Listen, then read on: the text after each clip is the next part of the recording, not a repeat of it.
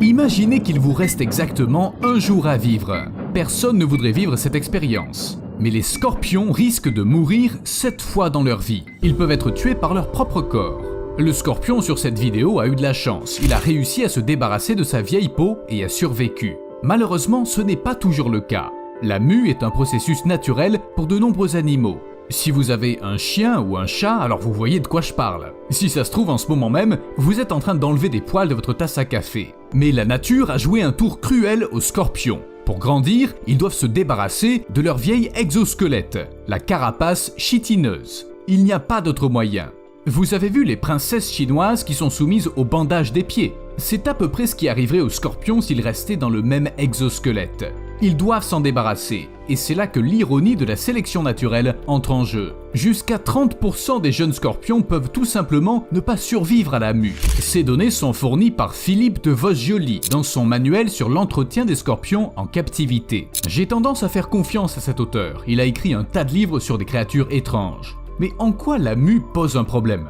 Est-ce que les scorpions peuvent se retrouver, je sais pas, coincés et mourir? Oui, c'est exactement ce qui se passe. La mue peut prendre des heures, mais elle est limitée dans le temps. Et si l'animal ne parvient pas à sortir de son vieux corps après une journée, plusieurs causes de la mort sont possibles. Certains scorpions meurent simplement de faim, d'autres endommagent leurs organes vitaux, et d'autres encore deviennent la proie de prédateurs. On peut difficilement leur en vouloir. Pour les animaux, un scorpion pendant ou juste après la mue ressemble à une offre spéciale sur votre burger préféré. Aujourd'hui seulement, mangez-moi, et je ne vous en empêcherai pas. Aucun risque de piqûre venimeuse. Franchement, qui dirait non à ça? Bref, si un scorpion reste coincé pendant la mue en pleine nature, c'est pas de bol. Fin de l'histoire. Les scorpions domestiques ont un peu plus de chance. Très souvent, la mue échoue par manque d'humidité. Donc si vous l'augmentez, l'animal sera sauvé. Mais parfois, ça n'aide pas. Et alors, quoi? Vous allez enlever l'exosquelette tout seul? Franchement, c'est pas un bon plan. Il faut être aussi prudent que possible. Un seul faux pas, et vous serez comme un figurant du film Saw.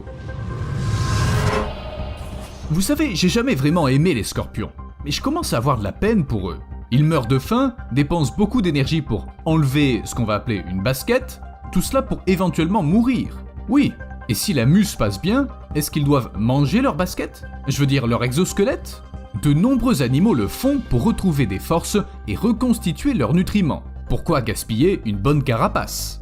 Le mille-pattes géant est un pro de la production zéro déchet. Mais pour une raison qu'on ignore, les scorpions ne le font pas. Après la mue, ils sont très vulnérables. Il faut du temps pour qu'une nouvelle carapace durcisse correctement, et un scorpion peut tout simplement ne pas disposer de ce temps. En plus des prédateurs ordinaires, il peut être attaqué par ses propres congénères. Oui, les scorpions n'ont pas peur du cannibalisme. Parfois, les mères mangent leurs enfants, et les adultes mangent d'autres adultes.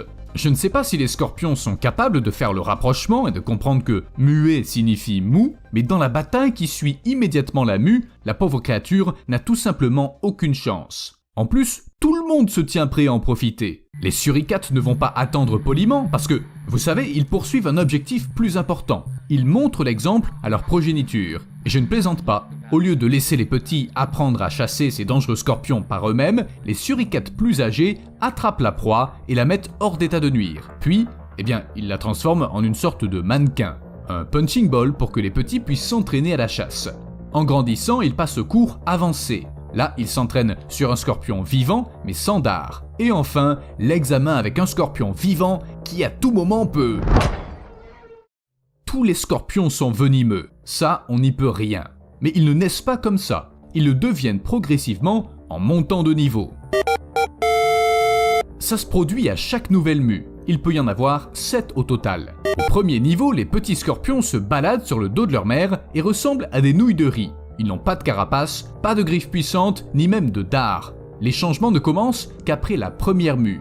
L'exosquelette devient plus dur. Du venin apparaît dans le dard. Le scorpion commence à briller. Et ainsi de suite.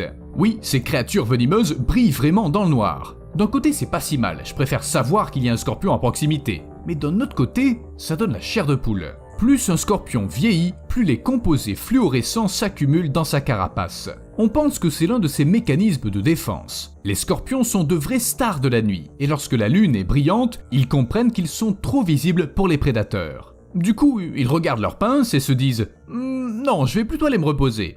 Mais la nature ne pourrait pas simplement donner aux scorpions des carapaces qui brillent au bon moment comme l'épée de Frodon? En fait, l'exosquelette, c'est comme des os, semblables à ceux qu'on possède nous. Ils sont juste à l'extérieur.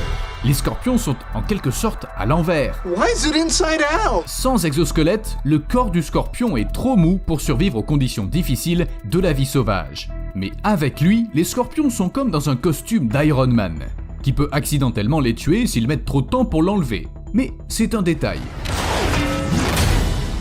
L'exosquelette du scorpion est très résistant.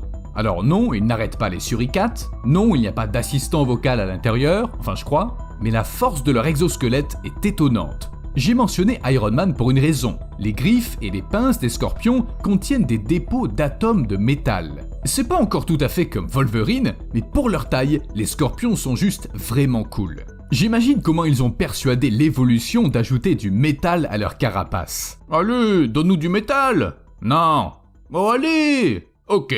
Ouais, ça s'est passé à peu près comme ça. Mais il ferait mieux de pas trop en faire, sinon ils finiront comme ce spécimen. Il est entièrement recouvert de cuivre. On peut dire que ce scorpion s'est transformé en cuivre, ce qui ne lui a manifestement pas fait du bien. Et les scientifiques ne savent pas exactement comment cela s'est produit. Le plus probable, c'est que l'animal a fini emmuré dans un rocher, ce qui n'a pas l'air très agréable. Au fil du temps, des liquides riches en cuivre sont entrés en contact avec le scorpion enterré, laissant des traces de métal en s'évaporant. Selon une autre théorie, c'est des humains, et qui d'autres, qui en sont à l'origine. Nos lointains ancêtres auraient fait fondre du cuivre et accidentellement déversé du métal dans une fissure où se trouvait un scorpion au mauvais moment et au mauvais endroit. Pauvre garçon.